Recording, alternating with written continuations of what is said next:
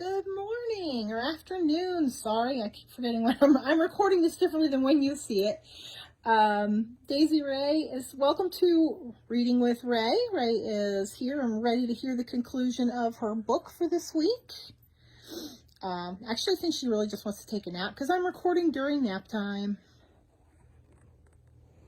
Here's Griffin. There he is.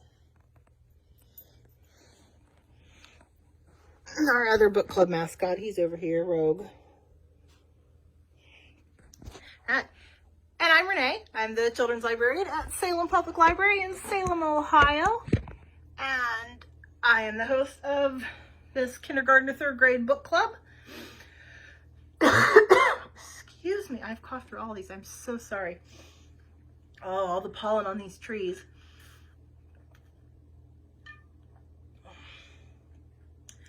Okay, so today we're going to read the conclusion to our book, Inspector Flytrap, Book 2, The President's Mane is Missing, by Tom Engelberger and Cece Bell. Thank you to Tom and Cece for letting us share their book, and to their publisher, Abrams Books, for the same thing, for letting us share this wonderful book. If you haven't already, you can download a copy on Hoopla so you can read right along with me. In this book club, as long as we're doing this, I'm going to continue to choose books that are available on Hoopla so that everybody can read along if they would like to. I particularly recommend it with these because Cece Bell does some wonderful comics, and it's just really hard for me to show you the comics when I'm reading them like this. So if you've got a copy of the book to follow along with and you can read them yourself, and I think that just works a lot better. We are reading the conclusion today. So, the president built a giant statue of himself. He's a horse, and it's bigger than the Capitol building. And because of the giant horse, a alien Venus fly that is more than 400 feet tall arrived, and it's waiting on horse poop from the giant horse. Well, because it's a statue, it's never going to happen. Meantime, the fly just keeps landing on stuff and crushing it. So, Flytrap told the president to tear the statue down so that way the fly would go away. Well, President Horse G Horse, he wants nothing to do with that. So, Inspector Flytrap is going to have to come up with a different way to get rid of this Venus fly. So let's see how he manages it. And he's supposed to go on a date with Wanda tonight. So hopefully he gets the fly taken care of so he can still go on his date. So, you know, Nina needs to go and meet William so that they can have lots of goat kissing. Ooh, I don't think I want to kiss a goat. Maybe if I was a goat. All right, so Inspector Flytrap Book 2, we are up to Chapter 16. If science can't help solve this thrilling national emergency, I said to myself, that leaves art. But how can art help us now? That's when I realized it was the skill and vision of an artist that had created the horse statue so lifelike it fooled the giant fly. Perhaps that artist could save us now. Quick, Nina, take me to the studio of Vanessa Cow right now. That rhymed, said Nina. Oh, sorry. I don't like rhymes, she said. I said I was sorry, I pleaded. You better be. Nina was grumpy and rude all the way to Vanessa Cow's studio, but she got me there without too much trouble. Vanessa Cow! Vanessa Cow! I yelled, banging on the door with a leaf. The door opened. A cow came out. Yummer's lunch, the cow said, and tried to eat me. Nina stepped in the way. No one was having lunch without her. She's going to eat Flytrap. No, I'm not lunch. I'm Inspector Flytrap, and I need your help to save the world. Oh. Okay, come right in, she said. I explained the problem. Since the president won't let us take the statue down, we need you to make a new, even bigger statue that will make the fly go away. A bigger statue? Okay, but what will that be a statue of? It needs to be the scariest thing in the world to a fly. A spider? She guessed it. It's pretty scary to a fly. No, that would scare everybody else too. A fly swatter? She guessed. No, that would be ugly. We need something beautiful. I give up, she said. Oh, come on, think. Something that scares flies, but is also beautiful. Or perhaps I should say Handsome. Oh no, groaned Vanessa Cow Cow.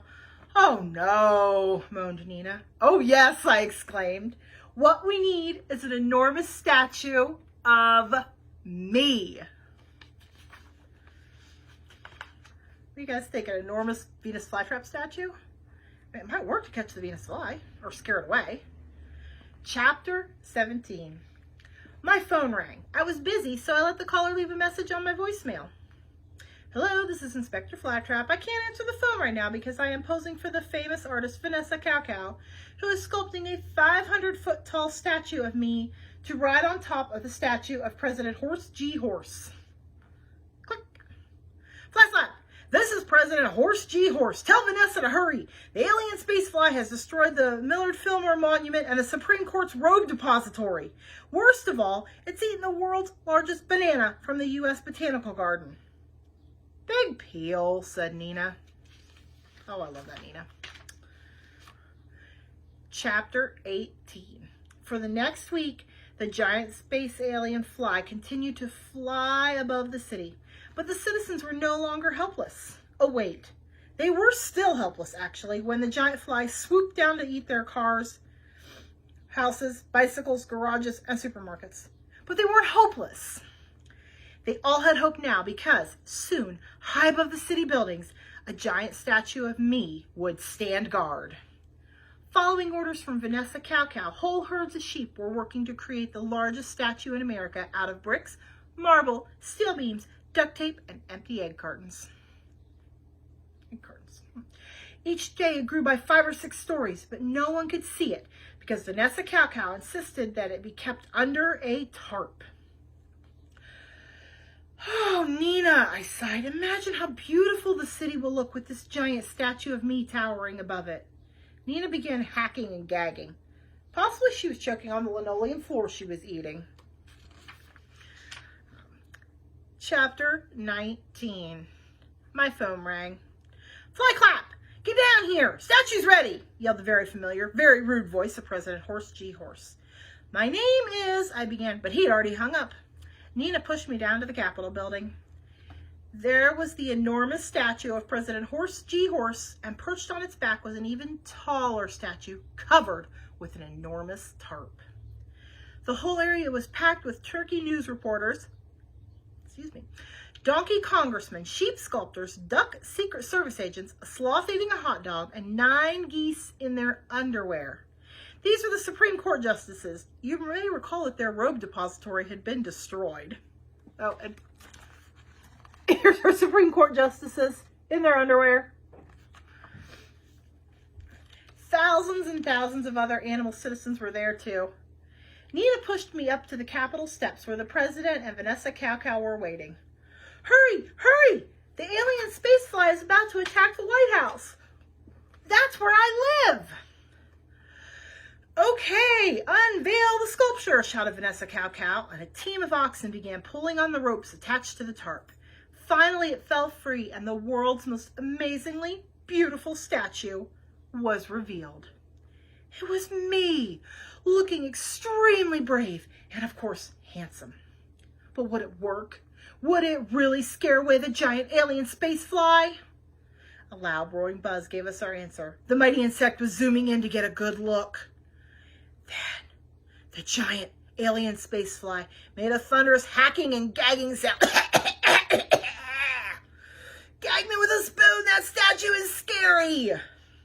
Then it turned skyward and zoomed away, up, up, up through the atmosphere and into space, leaving our planet in peace forever. The crowd let out a mighty cheer.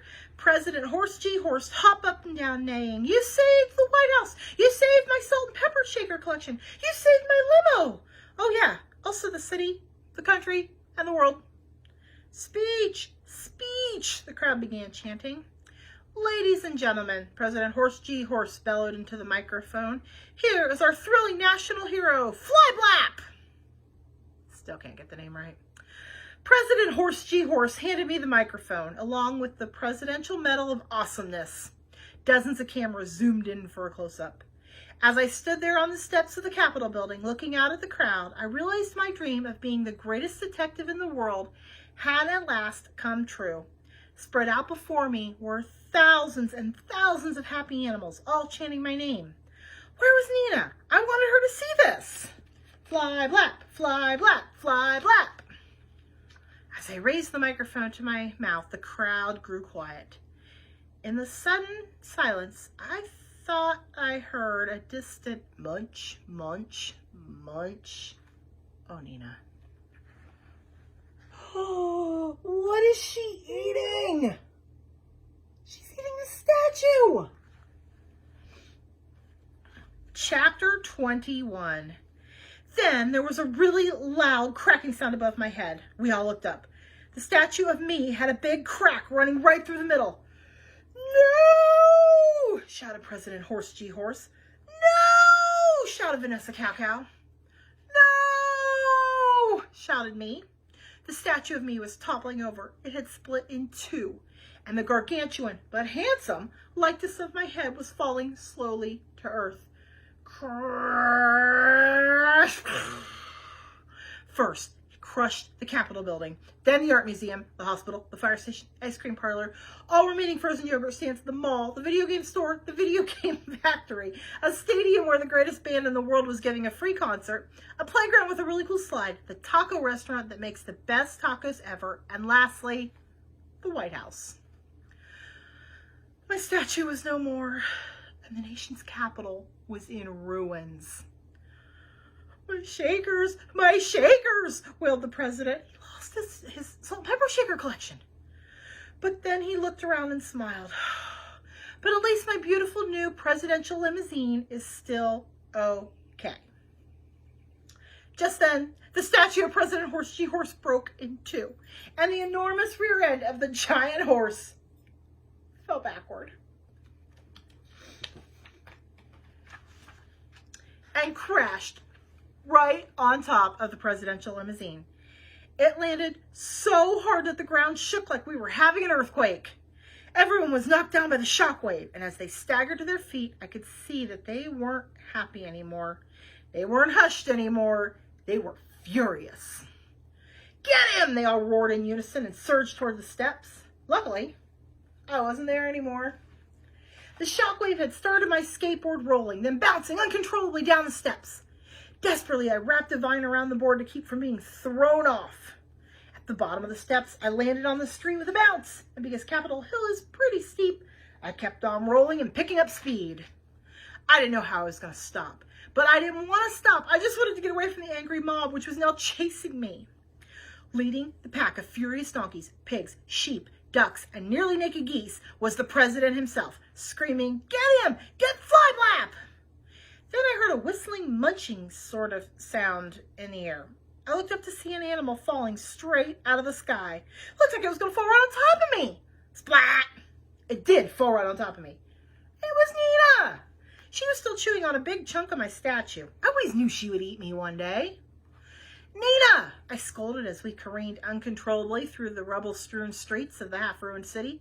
You destroyed the Capitol, the White House, most of the city, my statue, and my reputation. I hope you're happy.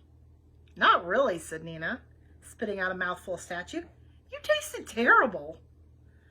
That's hurtful, I said. Behind us, the screaming, yelling, and bleating were getting louder. The crowd was gaining on us.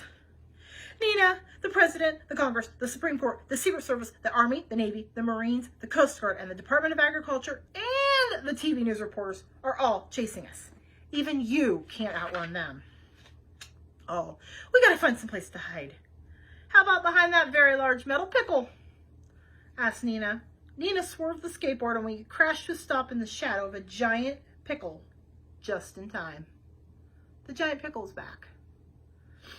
The President, the Congress, the Supreme Court, the Secret Service, the Army, the Navy, the Marines, the Coast Guard, the Department of Agriculture, and the TV news reporters all rushed past. I whispered. I just solved the mystery of the big, lost pickle paperweight. Big deal, said Nina. Inspector Flytrap, welcome. Oh, chapter 23. I forgot that part. I looked up. Who could possibly be glad to see me? It was Penguini! Please come around to the back, he said. My restaurant has been destroyed, but my trash cans are still full of delicious trash and flies.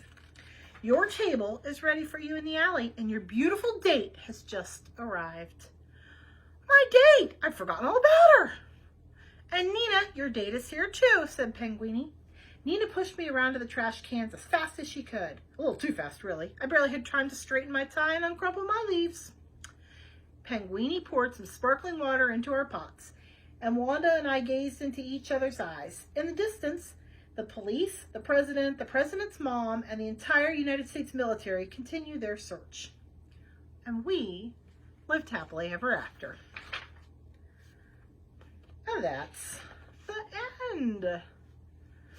All right, that is a lot of people to be chasing them, and they kind of destroyed all of Washington. So I kind of feel like maybe not happily ever after. I think there's got to be more to this story. So there is a book 3, and unless you guys tell me otherwise, I will start book 3 next week, and we will find out more about what happens to Inspector Flytrap and Nina, and if they can maybe make up with the president and have the army not chase them anymore. That would probably be good. Activities for today. I don't know. Ooh. If you have Play-Doh, clay, anything like that, I can post recipes on how to make some Play-Doh or clay at home. Make me a sculpture. Sculpt something out of whatever kind of dough you might have, and share it with me.